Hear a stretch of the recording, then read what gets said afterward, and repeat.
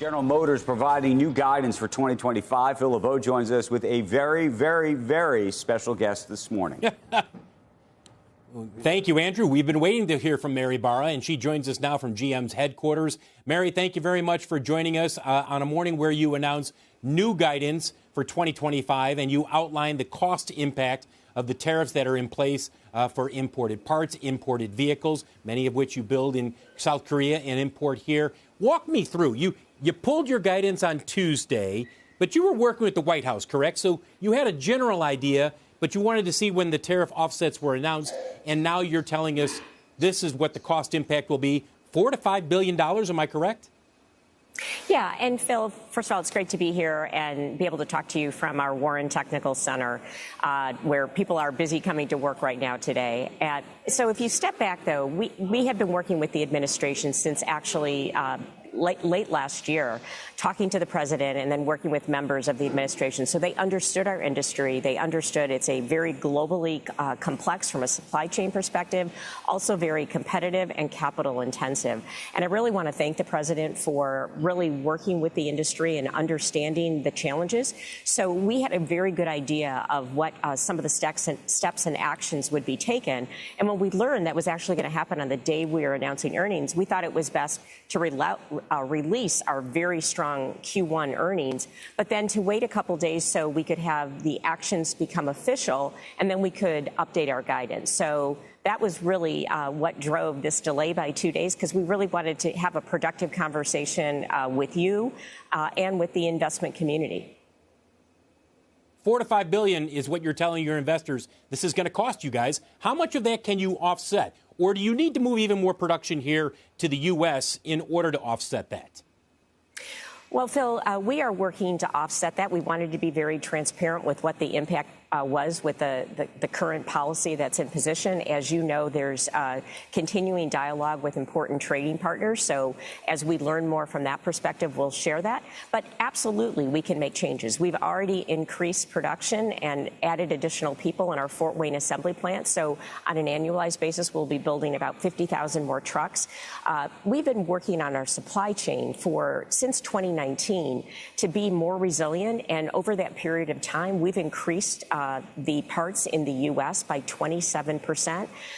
In the vehicles we build in the United States, only about 3% of that actually comes from China.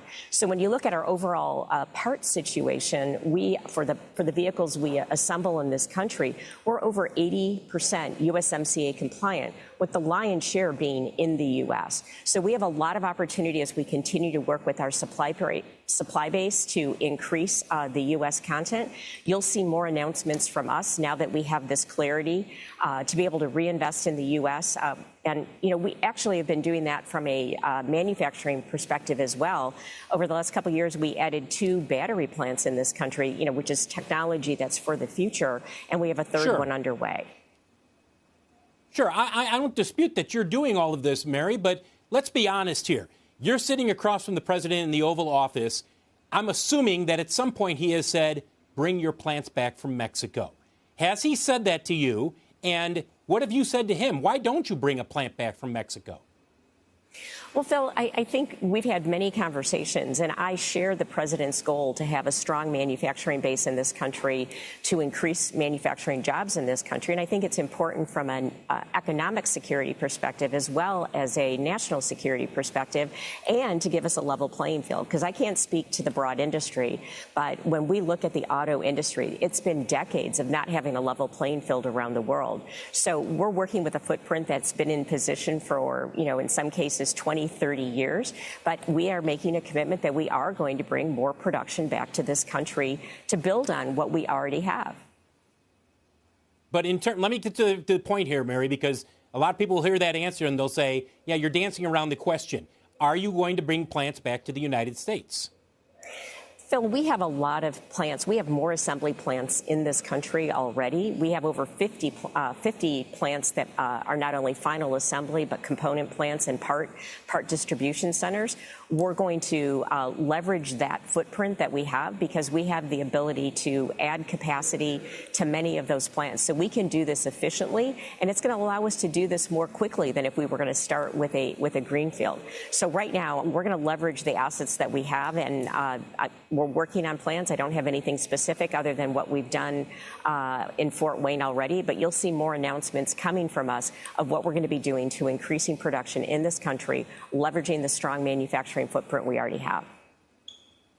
Mary, you've said that you're going to keep your prices in check, at least for now, and not pass along the tariff costs in the form of higher MSRP for your vehicles. How long can that continue? And at what point do you expect that it's only natural that you're going to see, with less supply out there, that there are going to be dealers who will raise prices? Well, we have always worked to be very competitive from a pricing perspective and leveraging our strong portfolio. I'm very proud in this first quarter, we grew 2 points of market share.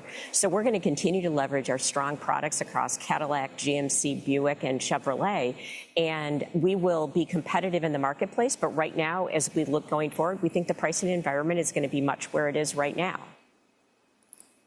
So you don't expect prices to rise? I just want to be clear here, because that's been the theme or the line that's been out there for some time, that the longer we go with these tariffs, the more we will see prices rise, not just for General Motors, but for all automakers. Well, from a pricing perspective, again, we're going to remain competitive, and we're going to remain disciplined. We are not going to do what we've seen others do, especially in the EV space, of putting on very high incentives to move that. I think, again, we're going to leverage our strong base. We're going to be competitive in the market. But as we look forward with the guidance that we provided, we're assuming a pricing environment that's similar to what it is today.